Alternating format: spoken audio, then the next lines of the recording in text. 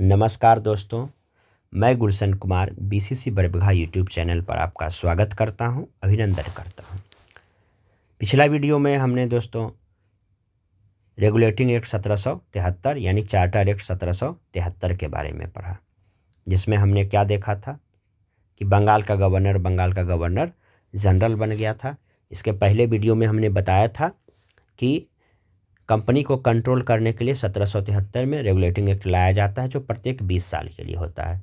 तो 1773 के बाद दोस्तों 1793 का चार्टर एक्ट आता है, जिसमें हम क्या देखते हैं कि फिर से यह कंपनी का जो एकाधिकार था 20 साल के लिए बढ़ा दिया जाता है। हर चार्टर एक्ट में 20 साल के लिए बढ़ेगा, तो ये सिंपल मान लीजिए कि 1813 है तो 1813 में फिर 1833 तक हो जाएगा, 33 में फिर 53 तक हो जाएगा, फिर तो 1857 का स्वतंत्रता संग्राम हो जाता है। इसमें हम देखते हैं कि बंगाल का गवर्नर और उसकी परिषद के निर्णयों को बदल सकता है, यानी गवर्नर जनरल को धीरे धीरे और पावरफुल बनाते जाएगा। पिट्स इंडिया एक्ट में भी 1784 में भी हम देखें क्या, तो गवर्नर जनरल को अन्य क्षेत्रों का जो गवर्नर है, यदि वो फेल हो जाता है शासन करने में, तो उसको बर्खास्त कर सकता है, नया को दे सकता है। इसमें और बढ़ा दिया। पहले परिषद के निर्णय को बदल नहीं सकता था, सहमत होगा तभी निर्णय लिया जाएगा, लेकिन अब वह बदल सकता है। अब ये क्या था कार्यकारिणी परिषद जी, तो यह कार्यकारिणी परिषद में 4 सदस्य था, 1 सदस्य गवर्नर जनरल था। इस चारों सदस्य का अनुमति लेना जरूरी था, यानी गवर्नर जनरल यदि कोई काम करना चाहेगा तो उस काम पर इस 4 सदस्य का सहमति जरूरी था, अनुमति आवश्यक था। लेकिन अब 1793 के चार्टर एक्ट के तहत यह अनुमति आवश्यक नहीं रहा, यानी और पावरफुल हो गया। न्यायालयों को नियमों तथा विनियमों की व्याख्या करने की शक्ति दी गई। बीओसी का जो सैलरी पहले ब्रिटेन के कैबिनेट से जाता था, अब वह भारतीय राजस्व से जाने लगा। देखिए कितना हो गया लूट, यानी भारत को लूटने का एक और नया तरीका का इजाद किया गया। तो बस 1793 में यही है कि बंगाल का गवर्नर जनरल परिषद के निर्णय को बदल सकता था, और बीओसी बोर्ड ऑफ कंट्रोल का जो सैलरी है अब वह भारत के राजस्व से दिया जाएगा। बस यही 2 लाइन याद रखना है आपको। चार्टर एक्ट 1813 या फिर 20 साल के लिए बढ़ेगा। इसमें आपको ध्यान देना है कि ईसाई मिशनरी भारत आता है पहली बार। तो डायरेक्ट प्रश्न आता है कि ईसाई मिशनरी भारत पहली बार कब आया था? 1813 में आया। किस एक्ट के तहत आया? तथा चार्टर एक्ट 1813। कंपनी का व्यापारिक एकाधिकार समाप्त हो गया, सिर्फ चाय तथा चीनी के साथ रहेगा व्यापार जारी। चाय चीनी आप याद कर सकते हैं, चाय चीनी को छोड़कर पूरा व्यापारिक एकाधिकार समाप्त हो गया। धीरे धीरे देखिए कंपनी को कंट्रोल में लेना शुरू करेगा, गवर्नर जनरल का पावर बढ़ेगा और कंपनी का पावर घटेगा। 1 लाख रुपया शिक्षा, पहली बार शिक्षा पर निवेश किया गया, यानी आज तक यानी 1813 तक 1 रुपया भी शिक्षा पर खर्चा करने के लिए नहीं दिया गया था, लेकिन उस समय पहली बार 1 लाख रुपया शिक्षा पर निवेश करने के लिए दिया गया। फिर भी 20 साल तक यह रुपया खर्चा नहीं हो पाया। कारण क्या था? आंग्लवाद और प्राच्यवाद में सहमति नहीं बन पाना।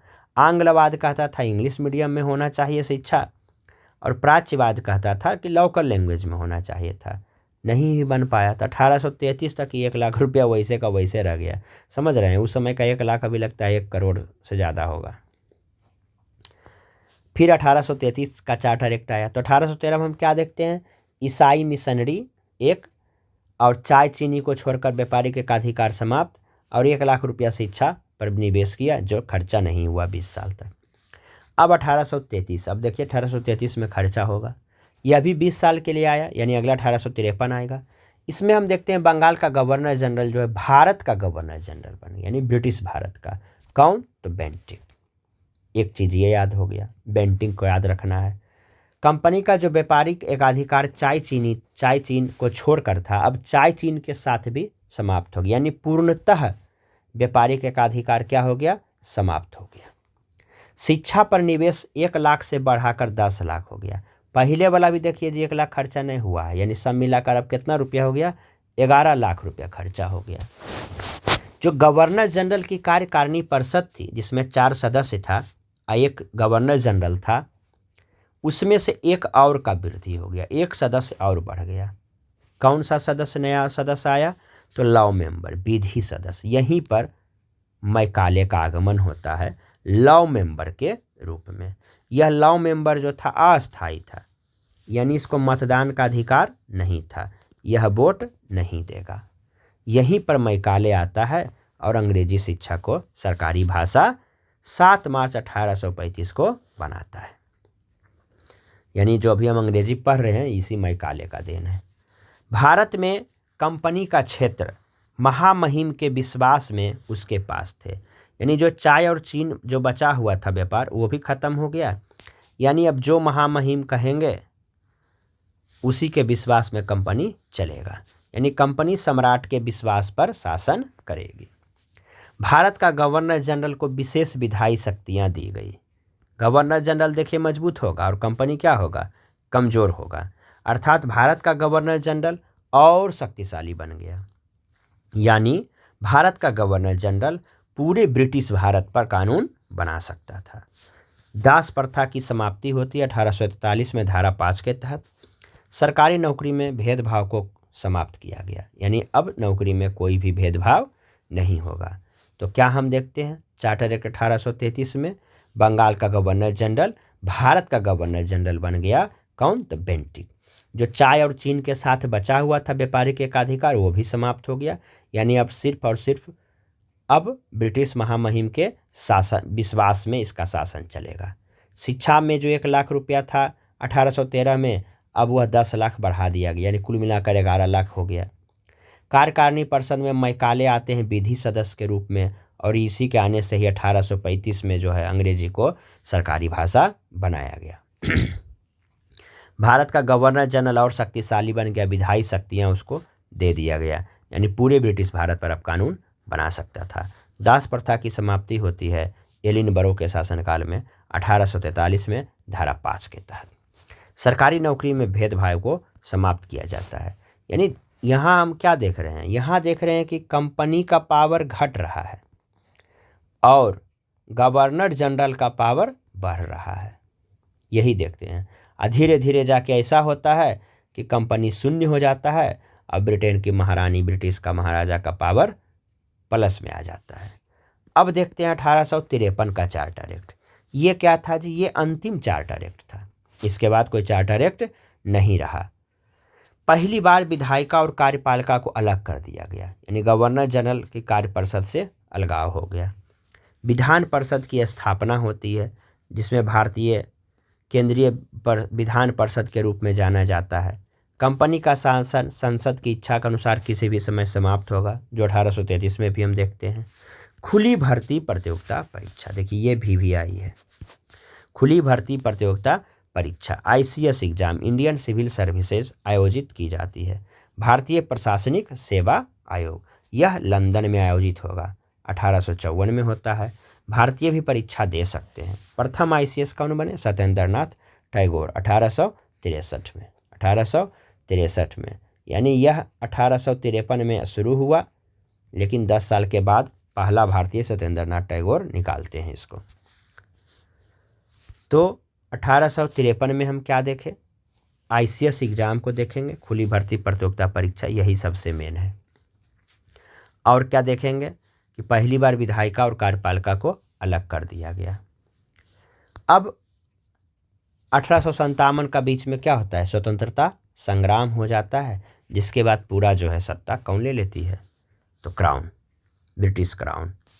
1857 का विद्रोह होता है, इसलिए अच्छा सुशासन और कानून व्यवस्था सुदृढ़ करने के लिए जो है कंपनी की समाप्ति कर दी गई और इसको ब्रिटिश क्राउन या ताज को हस्तांतरित कर दिया गया। महारानी विक्टोरिया प्रथम, भारत का गवर्नर जनरल अब भारत का क्या बन जाता है? वायसराय। तो 1858 भारत शासन अधिनियम में हम यही देखेंगे कि वायसराय का आगमन होता है। कौन बनता है? तो कैनिंग। कौन बनता है? कैनिंग। और ताज का शासन शुरू हो जाता है। तो आगे क्लास में हम नया टॉपिक पढ़ेंगे, क्या? तो अनुच्छेद 1 से अनुच्छेद 4, यानी आर्टिकल वे सब हम अगला क्लास करेंगे। तो अभी तक हम क्या देखें, पहला वीडियो में हम संविधान का सिलेबस देखें, क्या पढ़ना है। दूसरा वीडियो में हम रेगुलेटिंग एक्ट 1773 देखें, जिसको सुधारने के लिए 1781 का अमेंडमेंट एक्ट आता है, और दूसरा पिट्स इंडिया एक्ट 1784 आता है।